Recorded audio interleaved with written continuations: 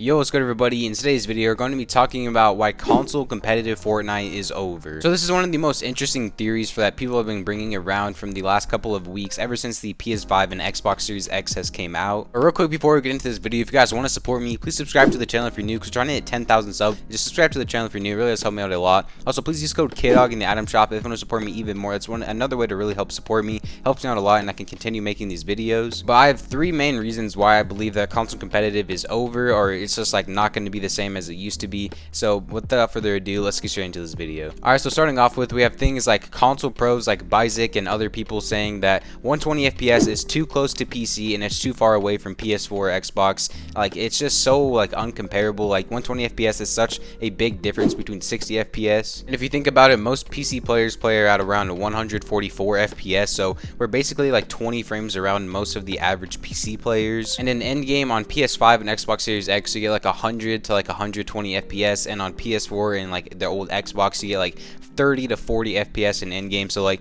it's literally such a huge difference. Like, you get more FPS endgame than the PS4 does in early game. So if you think about it, like, it would make sense that they like don't have any more console tourneys, just because of the PS4 and the PS5 being so different. Some of my theories that I have that probably aren't going to be true, but it's a possibility. So one of the things that a lot of people have talked about is, if you want to play console competitive, you have to change your FPS from 120 back to 60 if you're on PS5. But I feel like that would really make all the people who bought next gen, like, that would make them pretty upset, because they just spent like $500-$600 on getting the new consoles and they can't even play to their full ability. So I feel like they're probably not going to do that, just because of the fact that it would make a lot of the people that just switched to next gen pretty upset. My next theory is that they have either PS5 only plays with new Xbox, and like, so like all the new gen consoles play together and then all the old gen consoles play together. But I don't know if they would do that, or if they just kick one of them out completely. Like, if they just say you can only play console competitive if you're on a next gen console, and like they just don't allow PS4 players to play at all. But then I think that would like make it more people mad, because more people are still on the old consoles. So if you think about it, there's just a lot more possibilities on why they would just make console play with PC instead of console play with console, because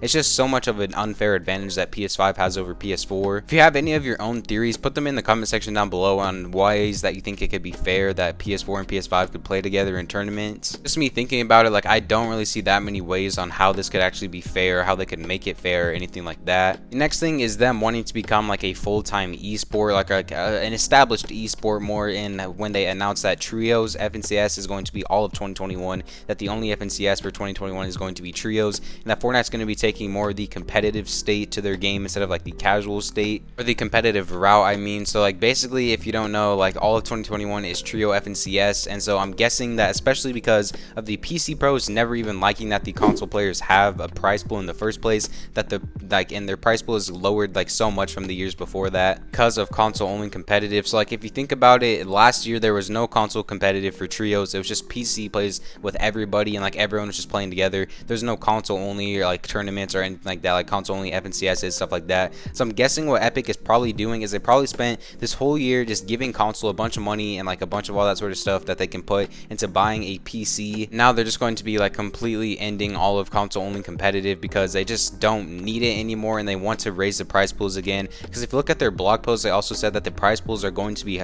raised, and the only way that I can really see them doing that is because like they've been doing a lot of collabs recently, but they didn't even raise their prize pools with all those collabs. So I'm guessing like one of the main ways that they're going to try to raise their prize pools is by getting rid of console only competitive. Another thing is from the viewer standpoint. If you look at Fortnite, all the big players, they're PC players. There's not very many big like console players that are like millionaires from the game or anything like that. It's all PC players. More viewers on Twitch go to PC instead of console. Like, whenever there's a tournament, there's like hundreds of thousands of people that watch for the PC, and then like 1,000 or so people watch for console. So they definitely make a lot more money from actual like viewership from PC instead of console. So I could completely understand why they would just say like they don't need console anymore, because they don't really bring them viewers. All they really bring them is like item shop buys, since there's more actual console players than PC players. But then again, I feel like there's also more PC players that try to go pro instead of console players, because if you're buying a PC, you most of the time you're doing that to go pro in the game. game. So there's definitely a lot more people that want to go pro that are on PC instead of that want to go pro that are on console. And finally is all the tournaments so far that have came out on the new gen consoles, or like every single tournament since new gen consoles have come out, has been for PC only, except for the PlayStation Cup, obviously, because it was just a PlayStation Cup,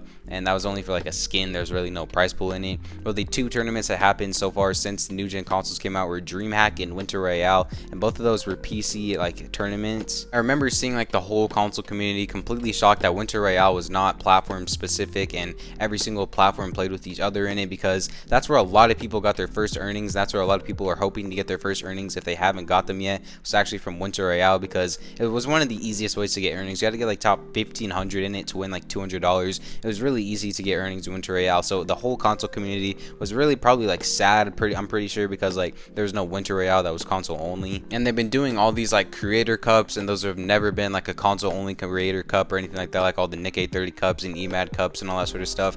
No console players has got their own one of those. So, and also with DreamHack and all that, like you can just see that they're slowly trying to go away from console competitive. They're trying to get more into the only PC competitive and go more like professional esport for a game. I want to know your guys' opinions on this on the comment section down below. So comment down below what your guys' opinions on this is. I'm gonna let one of my PS4 cup run out for the rest of this gameplay so that you guys can just like remember console competitive for one of the last times possibly. I'm not saying this is 100% true. This is just my theory on if console competitive is gone forever or not. So comment down below if you have your own opinions. I hope that it's not gone, and drop a like if you want console competitive to stay in Fortnite. But I hope you guys enjoyed the rest of this video. Please subscribe to the channel and use code KDOG in the item shop if you want to support me even more. This helped me out a lot. I'll catch you guys next time. Peace out.